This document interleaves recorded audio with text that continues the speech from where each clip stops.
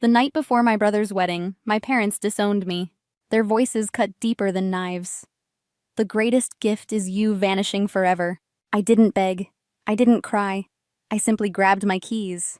I'm Stacy Ellis, 28, and I was done being their shadow. For years, I gave everything, hoping they'd finally see me. But that night, I stopped waiting.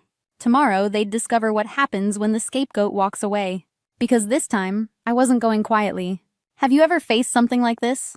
Tell me in the comments. They thought I'd crumble without them. They were wrong. They always said Brent was the pride of the family, the golden child, the lawyer, the son who could do no wrong. And me? I was the shadow, the helper, the one filling gaps. My parents looked at him with admiration that never reached me. Their smiles and praise were always reserved for Brent. When they looked at me, their words turned sharp and cold. "Why can't you be more like him?" became my soundtrack. I swallowed those words until they felt carved into bone. One chance arrived when I signed a $40,000 contract. It was my ticket to independence, my shot at a name. But when our grocery store in Erie began to crumble, they called. Mom begged me to save the business. Dad admitted they might lose everything, and I caved. I canceled the contract, forfeiting my bright beginning. I built their campaign from scratch, pouring everything into survival. Radio ads, local flyers, clunky social posts. I tried everything that worked. Customers returned, revenue climbed, debts were paid. The store survived. I worked nights, tweaking slogans, praying this would finally matter. But they handed the reins to Brent, untouched by sweat or sacrifice. "He's a lawyer," Mom said, pride glittering in her eyes. Dad just nodded, like Brent had carried us through the fire. Brent smirked, already claiming my campaign as his work. "You did okay, Stacy," he said, condescension dripping each syllable. Okay? I had saved their store. I had given up my career. But to them, I was still back up, the lesser child. My chest burned, but I smiled and stayed silent. Maybe if I worked harder, they'd finally recognize my worth. Nathan, my best friend, saw through the lie I lived. "They're blind, Stacy. You're killing yourself for people who don't care." I brushed it off, but his words haunted me. Still, I clung to hope they'd see the truth someday. In their world, Brent always won. Brent always mattered. I was invisible beneath their pride, and the ache of that silence cut deeper than insults. It whispered a truth I feared. I would never be enough. But the wedding was coming, and with it, my final chance. After saving their store, I thought maybe things would change. But nothing did. Brent's name was on the office door. They called him for meetings while I restocked shelves in silence. Mom praised his vision, even when he repeated my ideas. Dad just nodded, as if Brent had carried the disaster. I swallowed the hurt and kept working, desperate for recognition. Late nights found me over posters, rewriting slogans until dawn. If I proved my worth, surely they would notice. But every smile and nod still went to Brent. Nathan warned me. "They'll never give you what you want." I insisted persistence would change things eventually. Yet I kept pushing, burying exhaustion beneath more work.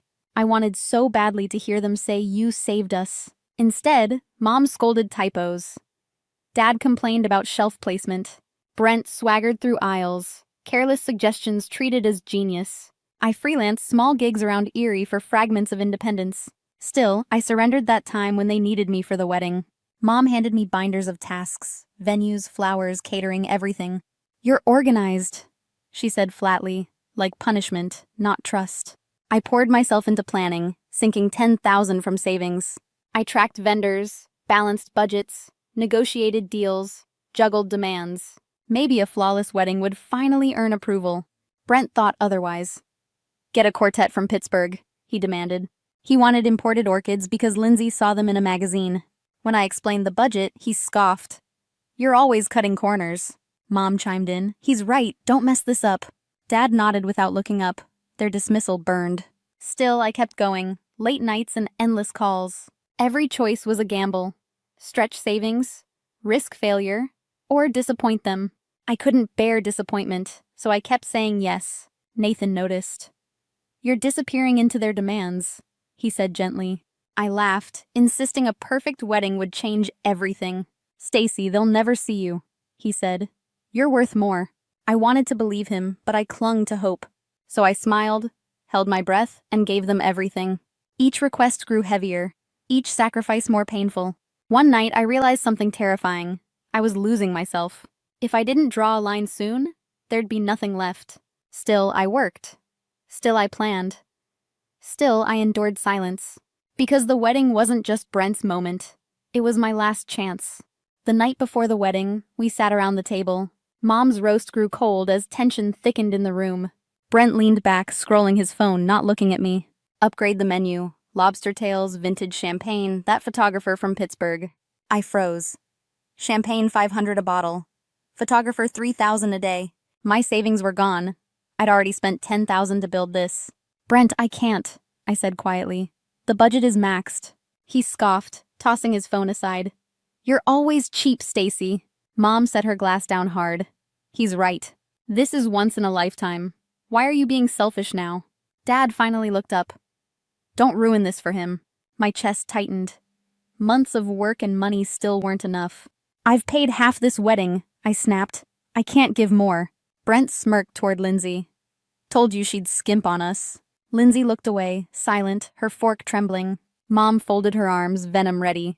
You've always been like this. Never stepping up when it matters. Dad muttered. Brent deserves better than your half-hearted effort. Half-hearted? I'd bled for this wedding, piece by piece. Their faces were stone. Loyalty nailed to Brent alone. I pushed back my chair. I've done everything you asked. I can't keep pouring money I don't have into this.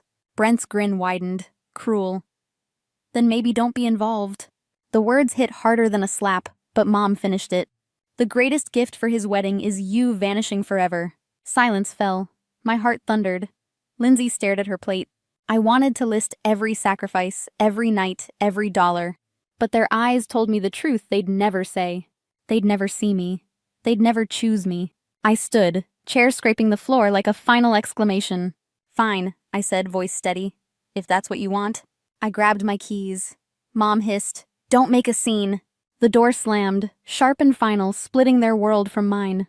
Cold air hit my face. Inside, a fire finally caught. They thought I'd vanish quietly, still carrying their weight.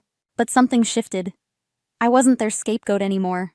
Tomorrow, they would see what happens when I stop playing nice. Morning came, their words still burning under my skin.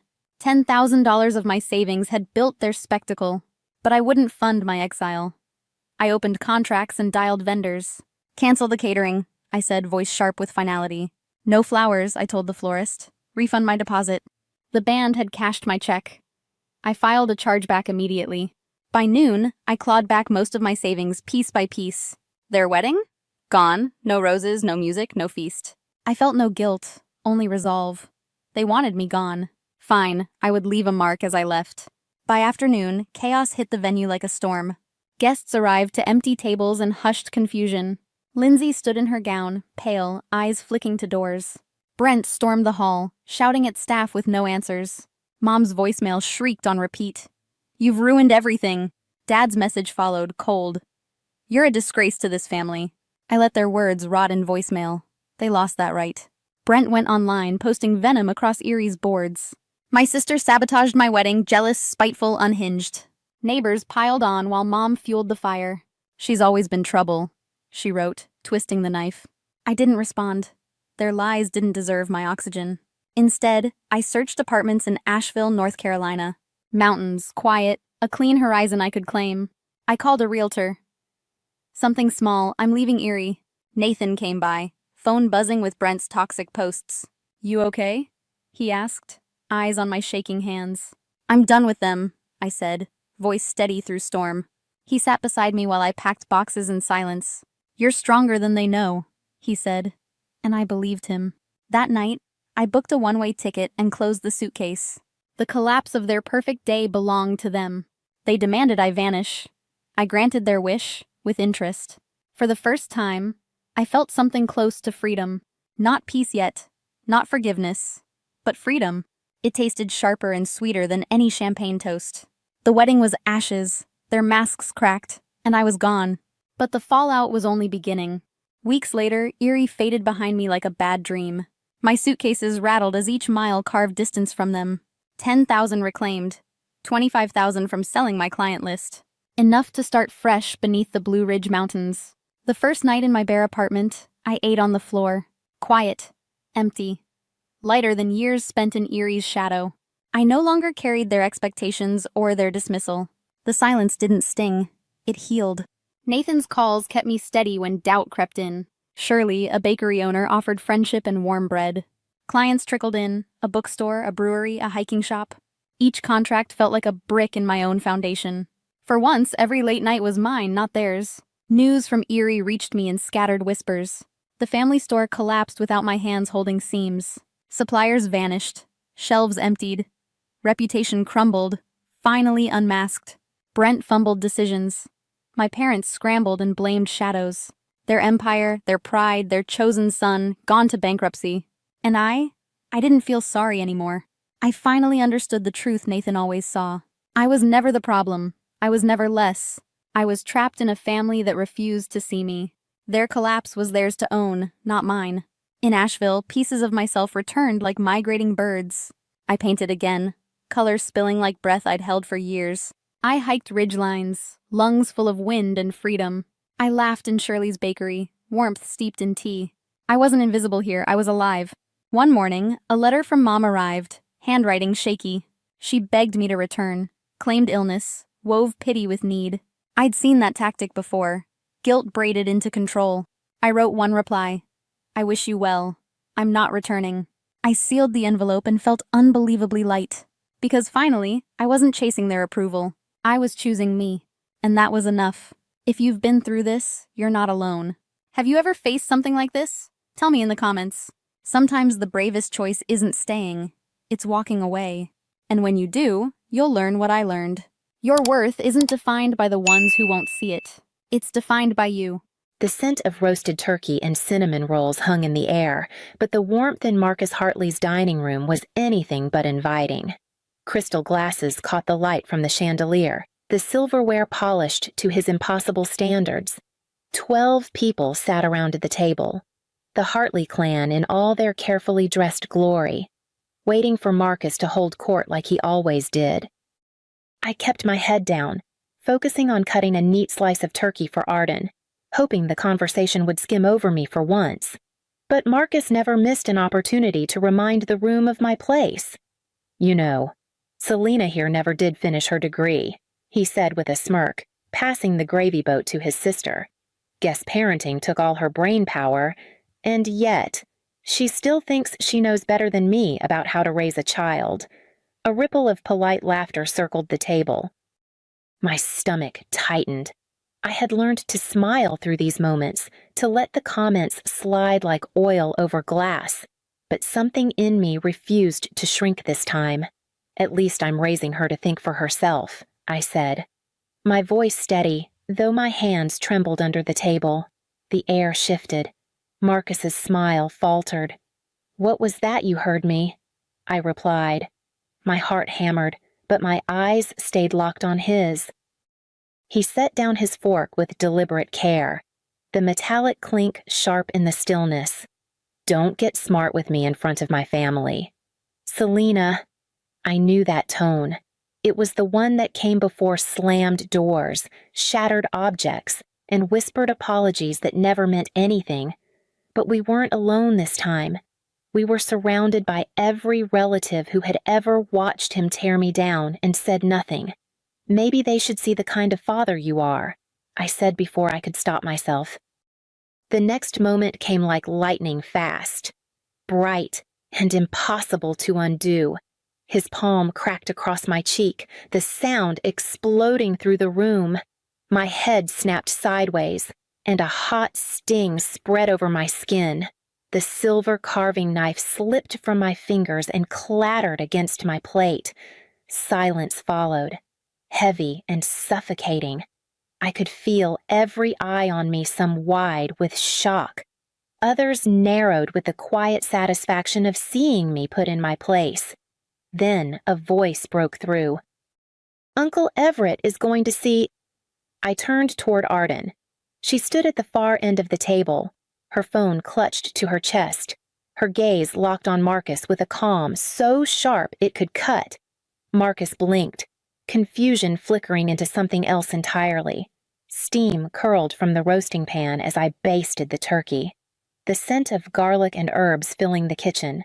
My sleeves were pushed to my wrists despite the heat, hiding the shadow of bruises blooming along my forearm. Every movement sent a dull ache up my side from the last time Marcus lost patience, but I kept my face neutral, the way I'd trained myself to. "Selena," his voice thundered from the front hall. "Did you polish the silver or not? And those glasses, are they spotless?" "Yes," I called back, careful to keep my tone even. I could already hear the faint irritation in his steps as they drew closer. He filled the doorway a moment later, eyes scanning the counters. "The salad isn't on the table yet, and move those chairs an inch closer. Symmetry matters. My mother will notice." I nodded, setting the bastard down. "I'll take care of it." Marcus lingered, his gaze raking over the room, then over me. "We're hosting the family. No mistakes today. You understand, yes?" I said again. He left without another word, the sound of his shoes clicking down the hall. From the corner of my eye, I saw Arden perched at the kitchen counter, homework open in front of her but untouched. She watched me with that quiet intensity she'd been carrying lately, her chin resting on her hands. "Mom," she said softly, "are you okay?" The question caught me mid-motion. I forced a smile over my shoulder. "Of course, sweetheart. Just a busy day." Her dark eyes didn't blink.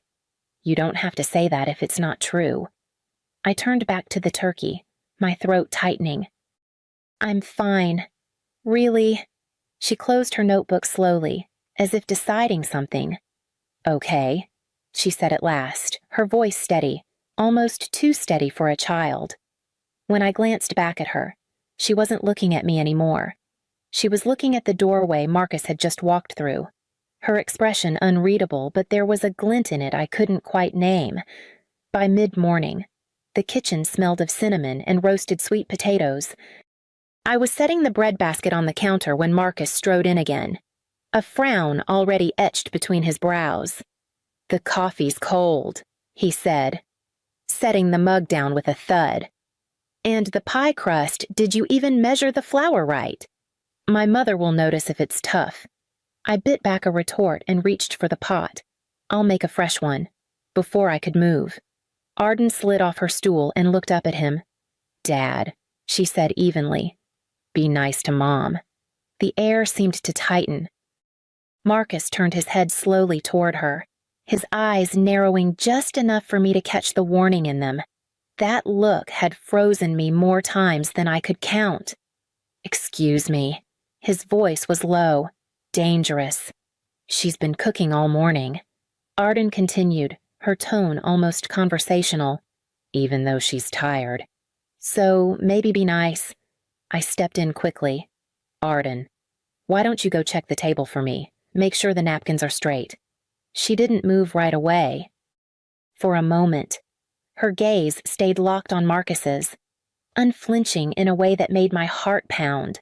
Then she picked up her workbook from the counter and walked past me, brushing her fingers against my hand as she did. It was a brief touch, so small I almost missed it, but in that squeeze there was something deliberate.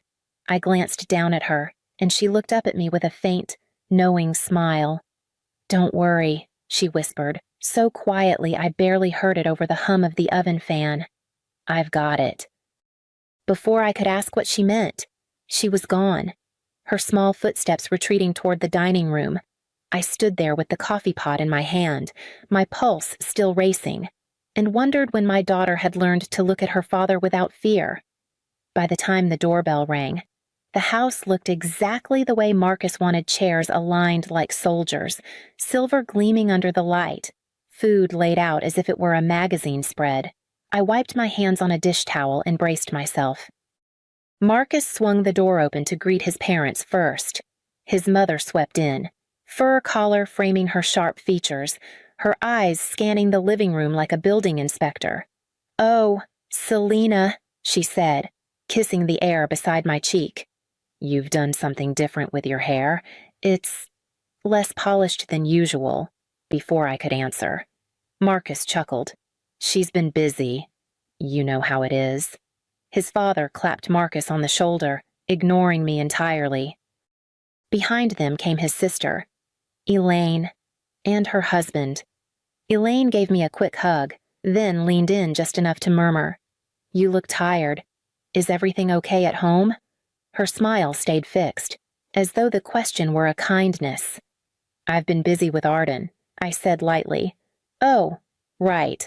The full-time job you can't quit," she replied with a wink. Marcus laughed again. Each new arrival carried their own brand of commentary: my cooking, my lack of a real career, my supposed luck to have Marcus as a provider. I smiled, nodded, kept my hands busy refilling glasses and straightening napkins, through it all. Arden moved quietly around the edges of the room.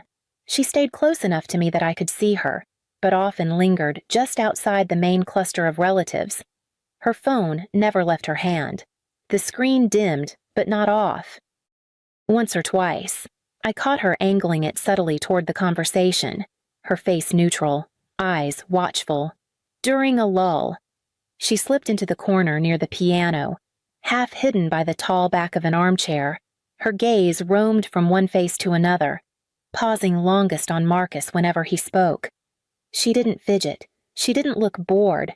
She looked like she was waiting. I turned back to the table, forcing myself to stay in motion, but the image of her standing there, silent and deliberate, stayed with me. Something about it made the room feel colder, as if there was more going on beneath the surface than anyone else realized. The first half hour of dinner was a performance: Marcus carving the turkey with exaggerated precision, his family offering polite toasts, laughter rising at all the right cues. But as the plates filled and the wine glasses emptied, the familiar undercurrent began to show. Elaine started it, her tone sweet but her words barbed. "You know, Selena, you've always been so accommodating, never one to make a fuss about anything." "She knows her place," Marcus said, smiling at her like it was a compliment. My fork paused halfway to my mouth. His mother nodded approvingly. "Not like these young women nowadays, always chasing careers instead of taking care of their families. You're lucky Marcus married you." "Dear, he's been a steady rock." Kevin, Marcus's cousin, leaned back in his chair. "Remember when you talked about going back to school? What was it, nursing?" Marcus put his foot down. "Can't have you wasting time on silly dreams." Laughter, a few sympathetic smirks. I focused on cutting a piece of turkey, the knife's edge pressing harder into the plate than necessary. It didn't stop there. They dissected my cooking, my appearance, my overly sensitive nature. Each remark was delivered with a smile, as though cruelty softened by politeness could be mistaken for concern. Arden had gone still beside me, her fork resting untouched on her plate. Her eyes flicked between speakers, sharp and unblinking. I swallowed a mouthful of lukewarm wine and set the glass down. "My place," I said quietly, "isn't just to serve food and keep the peace while everyone here takes turns reminding me I'm not enough." The table stilled. All eyes turned to me. Marcus's smile disappeared. "Selena, I'm tired of pretending this is normal," I continued, my voice steadier than I felt. "Tired of swallowing every insult so no one has to feel uncomfortable." His chair scraped back suddenly, the sound slicing through the tension. He rose slowly, looming over me, the shadow of his frame falling across my plate. "That's enough," he said, his voice low. "Dangerous. You will not disrespect me in my house." I kept my gaze on him, even as my pulse pounded in my ears. The rest of the room blurred, the clink of cutlery replaced by a heavy silence. Arden's hand slid to her lap, fingers brushing her phone. The air between Marcus and me was taut, the kind of stillness that comes just before a storm. The sharp crack of his palm against my cheek split the silence like glass shattering on tile. My head snapped sideways, the sting blooming hot across my skin. For a heartbeat. The room seemed to tilt every breath, every creak of a chair amplified in my ears, around the table, Reactions fractured like light through a prism. Elaine's mouth dropped open. Kevin's eyes darted to his plate. Marcus's mother only pursed her lips, as if this was inevitable. Marcus stood over me, chest rising and falling, his hand still half raised. "Don't you ever speak to me like that in front of my family," he said, each word bitten off. The room was so still I could hear the faint tick of the clock in the hallway. Then came a voice, clear and unwavering. "Uncle Everett is going to see." My head turned toward Arden. She had risen from her chair at the far end of the table, her phone clutched against her chest. Her dark eyes were locked on Marcus, steady and cold. What Marcus's voice was sharp, but the edge of it faltered. She took a step forward. "I've been recording you, Dad, for weeks." A ripple of unease passed around the table. His brow furrowed, recording what her grip tightened on the phone. "When you yell at Mom, when you shove her, when you call her names. I have all of it. And I sent it to Uncle Everett this morning." The color drained from his face. His gaze flicked to the rest of the family, but no one met his eyes. "You're lying," he said, but it came out weaker than I'd ever heard from him. Arden tilted her head slightly, like she was studying him. "Am I?" The silence that followed was heavier than any shouting match we'd ever had in this house. Marcus's jaw clenched, but his hand lowered. Arden's thumb hovered over her screen, her voice still calm. "He said to tell you he's going to watch everything, and then he's coming here." Marcus's composure slipped another inch. I saw it the first crack in the armor he wore so well. Arden didn't lower her gaze, not even when Marcus took a step toward her. "You want to know what I sent him?" she asked, her voice steady. "The time you shoved Mom into the wall because dinner was late. The time you threw a glass at her and it shattered by her feet. The time you told her she was worthless and no one would ever believe her." Her words landed like stones in still water, sending ripples through the room. Marcus froze mid-step. "You're making this up." Arden shook her head. "No. I've got it all right here. Every clip, every date, and Uncle Everett already has copies. I sent them this morning." A murmur ran around the table. Elaine pushed back her chair slightly, her expression guarded. Kevin leaned away from Marcus as if his proximity might somehow implicate him. Even Marcus's mother's posture shifted, her shoulders pulling back from his. Marcus tried to laugh, but it came out brittle. "You think some videos are going to—" "They're not just videos," Arden cut in. "I've got recordings too. Of what you said, how you said it. I made sure your voice is clear every time." I could see the panic building in his eyes, the quick flicks toward his family as if he were silently calculating who might still be on his side. No one looked at him now. "What did you tell him?" Marcus asked finally, his voice tight. "That we need help," she said simply. "That you hurt Mom and think you can get away with it. He told me to send everything, and then he told me to tell you one thing: he's coming here." The room felt smaller suddenly, the air thick and unsteady. Marcus opened his mouth to speak, but the sound of a car pulling into the driveway cut him off. The front door swung open without a knock, and Uncle Everett filled the doorway, his frame broad, posture straight, eyes sweeping the room in one sharp pass. Two men stepped in behind him, both in plain clothes but carrying themselves with the crisp precision of military training. "Marcus," Everett said, his tone flat. "Sit down." Marcus's mouth opened, but the weight in Everett's voice pressed him back into his chair. Everett set a thick envelope on the table. "I've seen the recordings, the verbal abuse, the shoving, the objects you threw at your own daughter's mother, all of it." His gaze shifted to the rest of the family. "And I know you all witnessed it. That makes your silence part of the problem." Elaine looked down. Kevin shifted uncomfortably. Marcus's mother's lips pressed into a thin line. One of Everett's companions stepped forward. "Producing a document. This is a temporary restraining order, effective immediately. You are to have no contact with Selena or Arden." "This is my house," Marcus snapped, his voice shaking. Not anymore, Everett said. Given the evidence of domestic violence, Selena has exclusive occupancy until the court says otherwise. You'll collect your things under supervision, then leave. The second man placed a small recorder on the table. For the record, Mr. Hartley, any violation of this order will result in immediate arrest. Marcus looked around at the table, searching for an ally. None met his eyes. Everett's gaze locked on him. You don't intimidate me, and you're not going to hurt them again. You have 10 minutes to start packing. The sound of Marcus's chair scraping back was the only reply. Everett stood in the doorway of my bedroom while I pulled 2 duffel bags from the closet. Only what you need tonight, he said quietly. We'll come back for the rest. Arden moved quickly beside me, folding her clothes with a precision that told me she'd already decided what mattered. I grabbed my documents, a few changes of clothes, the photo of her as a toddler with cake smeared across her face. Down the hall. Drawers slammed. Marcus's footsteps approached, heavy and uneven.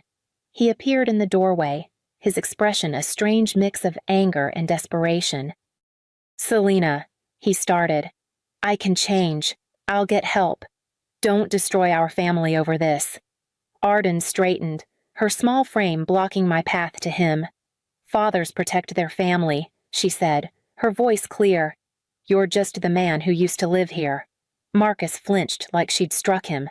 Everett stepped forward, his presence filling the space between us. You heard her? Time to go. We walked past Marcus, the air in the hallway thick with everything unspoken. At the front door, I took one last look at the house, the carefully arranged furniture, the walls that had learned to hold their breath. Outside, the night air was cool and clean, a different kind of silence settling over me. Arden climbed into the back seat of Everett's SUV, and I followed, feeling the first loosened thread of a knot I'd carried for years as the tires rolled away from the curb. I kept my eyes forward. The house behind us was no longer mine to keep or to survive. 6 months later, our apartment is small but full of light. The walls are painted a soft cream, the windows open to the sound of birds instead of slammed doors. The restraining order still stands. Marcus hasn't come near us. Most mornings. I'm at the kitchen table with my textbooks, halfway to finishing the degree he once told me I wasn't smart enough for. Arden works on her homework across from me, her hair falling into her face as she scribbles answers. She's doing well in school, better than ever. Her teachers say she's focused, engaged, curious. I know part of it is relief, the freedom to live without measuring every word, every movement. One afternoon, I found her in the courtyard with a girl from her class. They sat close, heads bent over Arden's old phone. Later, she told me the girl's stepfather yells and throws things. Arden had shown her how to record safely, where to store the files, and who to trust with them. She'll be okay, Arden said, with the certainty of someone who's already walked that road. I looked at her then, not just my daughter, but the girl who had changed the course of our lives with quiet courage and a plan. In our family, I told her, we protect each other and bullies always face consequences. She smiled, a flash of the child she still is and the woman she's becoming. And I knew the rule would hold long after both of us stopped needing to say it aloud. They called my name, and for a moment, the hum of the Oak Ridge High School gymnasium faded into a low, expectant murmur.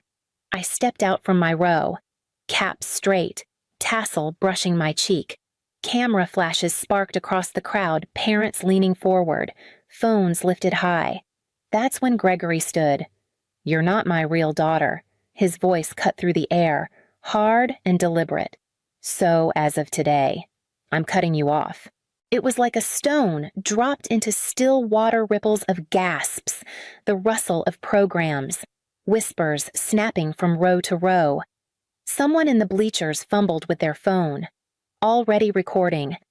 My name was still echoing from the loudspeaker, yet here I was, center stage for an entirely different show.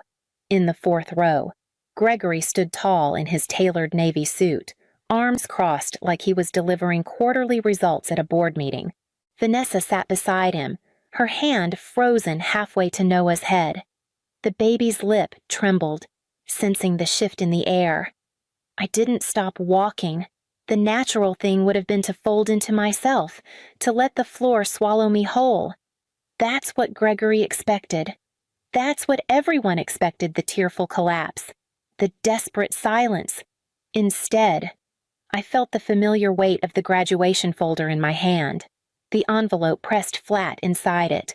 Weeks of preparation hid there, its crisp edges warming against my palm. My heartbeat wasn't panicked, it was steady, the same rhythm I'd kept through late nights gathering proof, storing it like ammunition. I glanced at Gregory as I passed his row. His eyes met mine with that same detached authority I'd grown up under, but there was no recognition of what I carried, no suspicion.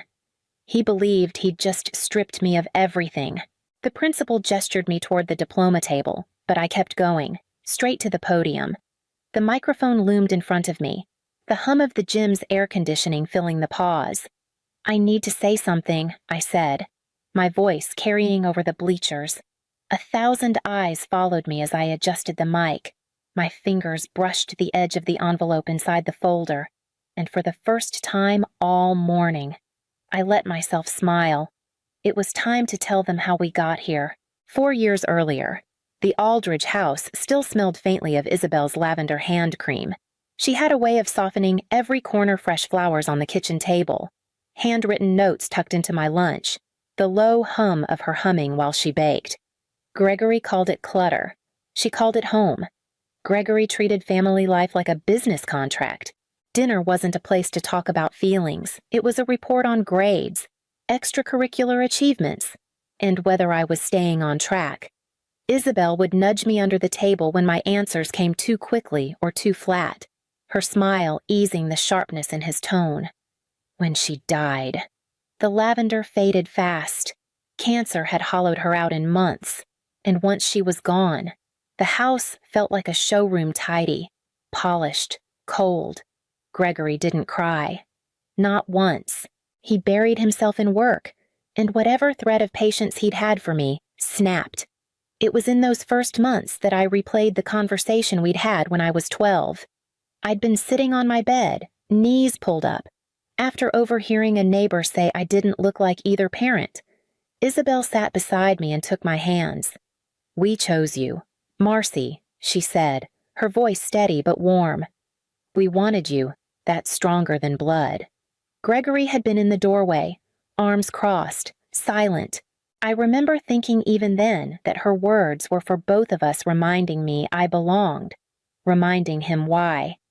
But after she was gone, the word adopted felt heavier in the air. Gregory never said it outright, but it became the undercurrent of every criticism, every distant glance. Without her, there was no one to soften the edges or translate the meaning behind his clipped sentences. I knew then, in that quiet, airless house, that if Gregory ever wanted me gone, he'd find a way to make it public, and when that day came, I would be ready. I just didn't realize how soon Vanessa would arrive to help him finish the job. 6 months after we buried Isabel, Gregory came home with Vanessa. He introduced her like she was a new acquisition, sleek, polished, expensive. She had the kind of beauty that belonged on the cover of a magazine-tailored suit. Hair like it had its own stylist, perfume that lingered in the air long after she left a room. The first time she stepped inside, her eyes scanned the space like she was making a mental inventory. 2 weeks later, Isabel's photographs were gone from the mantel, replaced by glossy portraits of Gregory and Vanessa taken in a downtown studio. The worn quilt on the living room couch disappeared, replaced with a cashmere throw that was for visual appeal only. Even the kitchen lost its warmth, no more ceramic mugs with painted flowers. Just a matching set of white porcelain cups lined in perfect symmetry. Gregory seemed lighter around her, almost proud in a way I hadn't seen since Isabel's last healthy days. He called her Van in public, laughed at her dry comments, and deferred to her on everything from dinner plans to vacation spots. in return. She played the attentive wife flawlessly, at least where others could see. With me, it was different. In public. She smiled warmly, asked about school, and made sure to praise me in front of Gregory's colleagues. But when we were alone, her eyes sharpened, and her voice lost its softness. She would comment on my posture, my clothes, my unpolished way of speaking. They were small barbs, wrapped in the kind of tone you couldn't quite call cruel without sounding overly sensitive. It didn't take long to understand the unspoken message I wasn't her family, and I never would be, by the time she moved her things into Isabel's old closet. I'd already begun spending more time at the library and less at home. The house no longer smelled like lavender, it smelled like a department store. And in the center of it all, Vanessa was making herself comfortable in a role that had nothing to do with replacing a mother and everything to do with erasing one. Then came the announcement that would shift everything again. She was having a baby. It was a Tuesday morning when Vanessa set her coffee cup down and rested her hand on her still flat stomach. "We're having a baby," she said, her smile perfectly composed, like she was delivering a well-rehearsed line. Gregory's reaction was instant pure. Unfiltered joy. He pushed back his chair, pulled her into his arms, and spun her around the kitchen. I'd never seen him look at anyone that way. Not even Isabel in the old photographs. He called it our second chance, his voice thick with pride, as if I were a failed trial run and this was the real thing. From that day forward, every conversation seemed to orbit around the baby. Names, nursery colors, the safest car seat on the market. I became a bystander in my own home, a shadow moving through rooms now filled with registry catalogs and ultrasound pictures taped to the fridge. When Noah was born, a perfect, healthy boy with a tuft of dark hair, Gregory cried. Actual tears streamed down his face as he held him, whispering promises of everything they'd do together. I watched from the corner of the hospital room, invisible, wondering if he'd ever held me like that. It was during those hospital visits that I began to notice Caleb. Gregory's younger brother had always been around for family gatherings, but now he seemed to have a permanent place in the maternity ward. He brought expensive gifts, flowers that filled the room with scent, and always found a way to hold Noah for just a little too long. Vanessa's face transformed when he walked in. Her eyes lit up not the polite glow she wore for Gregory, but something warmer, more alive. She laughed too easily, leaned in too close, if Gregory noticed. He didn't show it. I tucked the observation away. The way you keep a puzzle piece in your pocket when you're not sure yet what picture it belongs to. At the time, I didn't know just how much it would matter.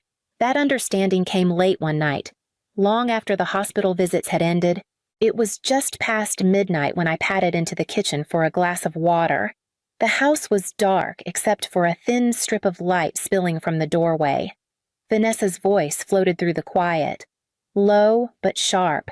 "We have to be careful until Noah's older. Greg doesn't know." I froze. The tone wasn't the clipped politeness she used with most people. It was intimate, almost pleading. There was a pause, then Caleb's voice, faint but distinct. My chest tightened. "You're pushing it," she whispered. "You're here too often. He's starting to notice how much attention you give the baby." Silence stretched. Then her words came faster, softer. "I know you want to be involved. I do too. But we can't risk it now. Not yet." The hum in my ears drowned out the next few sentences. I gripped the doorframe, my breath shallow. I didn't need her to say it outright. I knew. Noah wasn't Gregory's son.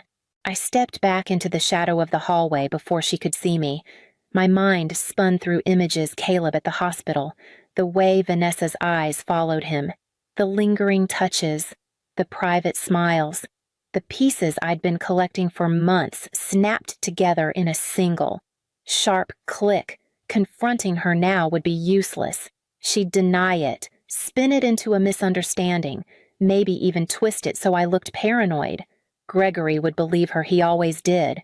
No, if I wanted this truth to matter, I needed more than overheard words in the middle of the night. I needed something no one could dispute.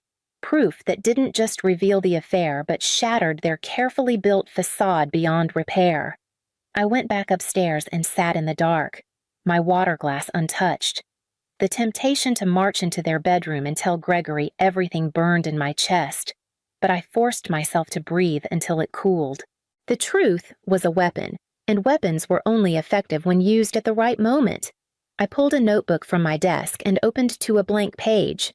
At the top, I wrote one word in capital letters, evidence. By morning, I had a plan, and Vanessa had no idea her midnight call had just started a countdown she couldn't stop. I started small. The next time Caleb came over, I made sure my phone was charged and my camera sound turned off. While Gregory stepped out to take a call, I caught Vanessa and Caleb standing too close in the kitchen, his hand resting briefly on her hip before she moved away. The moment was casual enough to dismiss, but I saved the photo anyway. It wasn't about one piece. It was about building a wall no one could climb over. I slipped a tiny recorder into the drawer of the console table by the front door, where Vanessa often made her private calls. Within days, I had snippets of her voice lowering when Caleb's name came up, the quick intake of breath when she answered and recognized his number.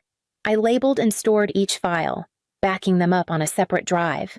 The more I watched, the more I noticed. One afternoon, a receipt slid from Vanessa's purse as she reached for her keys. I picked it up before she could, pretending to glance at the store logo. It was for a jewelry boutique downtown one I knew she hadn't visited with Gregory. 2 weeks later, I saw it. The bracelet. Isabel's bracelet. Gregory had given it to Caleb after the funeral, saying he wanted to keep it in the family. Now it sat on Vanessa's wrist, gleaming under the kitchen lights like a trophy. That single sight burned hotter than anything else I'd discovered. Then I remembered something Gregory had done months earlier after a neighbor's break-in. He'd installed security cameras. What he didn't know was that the system automatically backed up recordings to a cloud account. I'd watched the installer type in the password while Gregory busied himself in the kitchen. Accessing the archive was easier than I expected. 3 months of footage unfurled on my screen, Vanessa welcoming Caleb inside when Gregory was at work. Their heads bent together over Noah's crib, his hand brushing her cheek in the living room, kisses stolen in the hallway. Each clip was time-stamped, clear, undeniable. By the time I closed the laptop, the folder on my drive had become a weapon. All I needed now was the perfect place and time to fire it. 3 weeks before graduation, I was heading upstairs with a load of laundry when I heard my name. Gregory's voice carried from the half-open door of their bedroom. It's time. I'll do it at graduation public. Final. No room for her to twist it later. Vanessa's laugh was low and satisfied. That will solve our problem. With her out of the way, Noah can grow up as the only child. I stayed frozen in the hallway, the basket digging into my hip. She's been spoiled long enough, Gregory went on. I've fulfilled my obligation. She can support herself from now on. Vanessa murmured something I couldn't catch, but I heard the smile in her voice. You'll be doing her a favor. She'll thank you someday. They spoke of me like I wasn't in the same house, like I was already gone. I backed away from the door, my pulse steady, my mind turning over their words. They thought graduation would be their stage, a clean break in front of an audience. What they didn't realize was that I'd been building my own performance for months, piece by piece. I went to my room, set the laundry basket down, and pulled open the desk drawer where I kept the growing collection of files, photos. Audio, receipts, security footage. My eyes fell on the empty space beside them, the place I'd been saving for the final proof. If they wanted a spectacle, I would give them one. Not the kind they planned, but one that would take apart their perfect facade in front of the same crowd they hoped to impress. It wouldn't just end their plan to erase me. It would rewrite the story entirely. All that remained was to prove what I already knew in my gut, that Noah wasn't Gregory's son. Getting the samples was easier than I'd expected. Gregory's hair came from the brush in the master bathroom. I slipped it into a plastic bag while he was outside trimming the hedges. Caleb's was even simpler. He stayed over one Sunday night after a family dinner. and I found a few strands in the guest bathroom sink the next morning. Noah's took more patience. Babies are messy, and Vanessa often left his pacifiers lying around. One afternoon, she set him down in the playpen and went to answer the door. I reached in, picked up the damp pacifier he'd just dropped, and tucked it into my pocket before she came back. The next day, I drove across town to a small, privately owned DNA lab I'd found online. The woman at the front desk barely looked up from her computer when I told her it was for a high school biology project. She slid a form across the counter, didn't ask for ID, and took the cash I'd saved from my bookstore job. Results in 2 weeks. She said, those weeks felt like years. Every time Caleb stopped by or Gregory beamed at Noah. The envelope I didn't yet have hovered in my mind. When the call finally came, I left work early, claiming a headache, and drove straight to the lab. The technician handed me a sealed envelope, her expression unreadable. I sat in my car for a long time, staring at it. My hands itched to tear it open. But something in me knew this moment deserved more than a parking lot. At home, I went to my room, pulled Isabel's favorite novel from the shelf, a worn copy of Jane Eyre, and slid the envelope inside. The spine closed around it like it had always belonged there. When I finally opened it, the words were as sharp as a blade. 99.9% probability Caleb Aldridge is the biological father of Noah Aldridge. I read it twice, folded it back into the envelope, and tucked it into the book. Graduation would be the day I turned that page. My name was still echoing through the loudspeakers when Gregory stood. "You're not my real daughter," he announced, voice cutting through the ceremony like a blade. "As of today, I'm cutting you off." The gym froze. Cameras rose. Whispers swelled. I didn't break stride, instead of heading to the diploma table. I walked straight to the podium, my fingers brushing the edge of the envelope hidden in my folder. The principal moved to intercept me, but I stepped around him. "I need to respond to that," I said into the microphone. The crowd hushed instantly. Gregory's right. I'm not his biological daughter. I've known since I was 12. And Isabel, my real mother, made sure I knew I was chosen and loved. Gregory's smirk faltered. I let the pause stretch, then opened the envelope slowly. But since we're sharing family truths? My gaze shifted to Vanessa. That son you've been showing off for the last 8 months. Gregory, he's not yours either. Gasps rippled. Vanessa's face drained of color. She shook her head, clutching Noah tighter. "This," I said, holding the papers high, "is a DNA test. It proves, with 99.9% certainty, that your brother Caleb is Noah's biological father." Chaos erupted, people standing, craning for a better view, phones recording every second. Vanessa bolted toward the exit, heels striking the floor in sharp bursts. The doors slammed behind her, leaving the noise to swell without her. Gregory stayed seated, his face a shifting canvas of disbelief and humiliation. I tucked the envelope back into my folder, walked to collect my diploma, and posed for the photograph as though the world around me hadn't just caught fire. By the time I left the stage, I knew nothing about his life would ever look the same again in the weeks after graduation. The story spread faster than I could keep track of. Vanessa filed for divorce almost immediately, taking Noah and disappearing from Oak Ridge without a forwarding address. Caleb tried to deny everything until the test results made their way through business circles. By the end of summer, his company had lost key contracts, and his spotless reputation was gone. Gregory didn't escape untouched. The boardrooms that once welcomed him stopped returning calls. Invitations dried up. Neighbors looked away when he passed. The man who had built his life on control and status found himself standing in the wreckage of both. 3 months later, he knocked on the door of my small apartment.